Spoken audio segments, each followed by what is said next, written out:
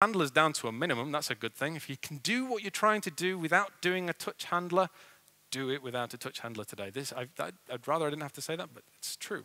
If you can avoid them, avoid them.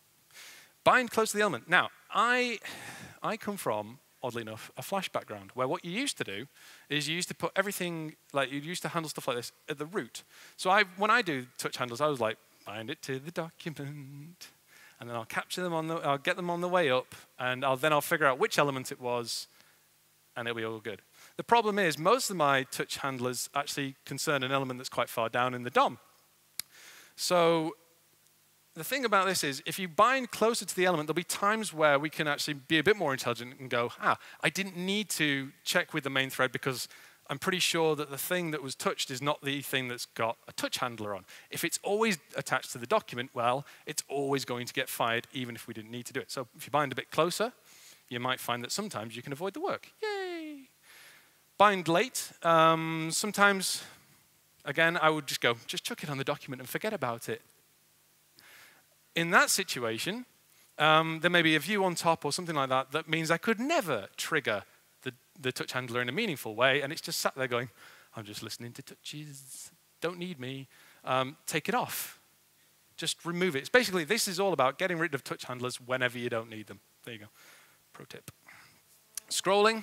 Whenever you scroll, scrolling causes paints because the new content appears on the bottom of the screen, and we have to paint it.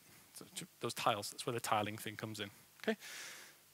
Because of the fact that it involves painting, avoid changing anything that you can during a scroll. So you might want to, as Alex said, debounce your scroll handlers. His looked a little more elegant than mine. Mine looks a bit like this, which is basically to say, just get the value, store it for later, and always schedule a request animation frame to deal with it. So if you get 5, 10, 100, whatever, just grab the last one, and then, this is great.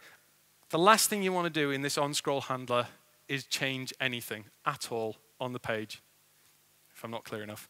We see this a lot when we're profiling parallax sites. Yeah, you know who you are. Yeah.